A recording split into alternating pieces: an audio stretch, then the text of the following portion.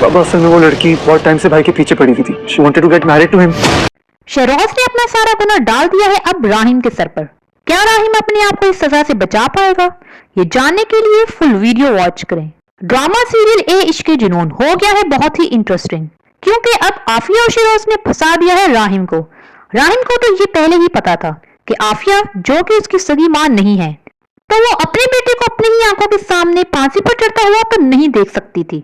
इसलिए उसने मौके का फायदा उठाया और शहरोज के गुनाहों का सारा इल्जाम डाल दिया राहिम के सर पर। राहिम को यकीन होता है कि वो अपने डैड को समझाएगा तो वो जरूर उसकी बात सुनेंगे, लेकिन राहिम अपने डैड का दरवाजा बचाता ही रह गया, पर उन्होंने उसकी कोई बात नहीं सुनी, क्योंकि आफिया पहले से ही अली नवाज के कान भर चुकी थी। अब अली नवाज को भी यकीन होने लगा है कि इस सब का कसूरवार राहिम ही है। अली नवाज शहरोज को बुलाता है और सारा मामला जानने की कोशिश करता है, तो शहरोज ऐमन पर इल्जाम लगाता है कि उसका और राहिम भाई का अफेयर चल रहा था।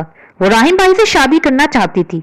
जब उसने ये देखा कि राहिम भाई की तो मंगनी हो रही है, तो वो राहिम भाई को ब्लैकमेल करने के लिए उनके रूम में चली गई। दोनों में लड़ाई हुई और ऐमन जख्मी हो गई। शहरोज अपने दोस्तों को भी कह देता है कि अगर पुलिस कुछ पूछे तो कह देना कि ये सब कुछ राहिम भाई ने किया है और किसी से डरने की जरूरत नहीं है। तुम लोग से कोई कुछ पूछता है तो तुम लोग बगैर डरे हुए भाई का नाम ले लो। दूसरी तरफ आफिया उस डॉक्टर से मिलती है जो ऐमन का ट्रीटमेंट कर रहा है। वो आफिया को बताता है कि ऐमन का ब्रेन 20% डैमेज हुआ है और जल्द ही वो रिकवर भी हो जाएगा। तो आफिया डॉक्टर से कहती है कि रिकवरी नहीं चाहिए, बल्कि तुम उसे ऐसी मेडिसिन दो कि वो अपनी यादाश्त खो दे, उसे कुछ भी याद ना रहे। ऐमन की 20% दिमागी हालत मुतासर हुई है, बहुत जल्द रिकवर कर जाएगी। रिकवरी नहीं चाहिए। आफिया ऐमन से मिलने के लिए हॉस्पिटल चली जाती है और ऐमन को कहती है कि अगर पुलिस तुमसे कुछ पूछे तो तुम कह देना कि जो कुछ भी तुम्हारे साथ हुआ है वो अली नवाज के बेटे राहिम ने किया है, और अगर तुमने ऐसा ना किया तो तुम्हारी जान खतरे में पड़ सकती है।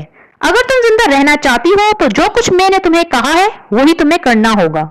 अब ऐमन क्या हुआ कि आफिया की बात मान लेगी और राहिम को कसूरवार ठहरा देगी? ये सब कुछ जानने के लिए नेक्स्ट वीडियो देखना मत भूलिएगा। And don't forget to subscribe my channel. Thanks for watching. Police को बताना कि राहिम ने तुम्हारा मर्डर करने की कोशिश की है।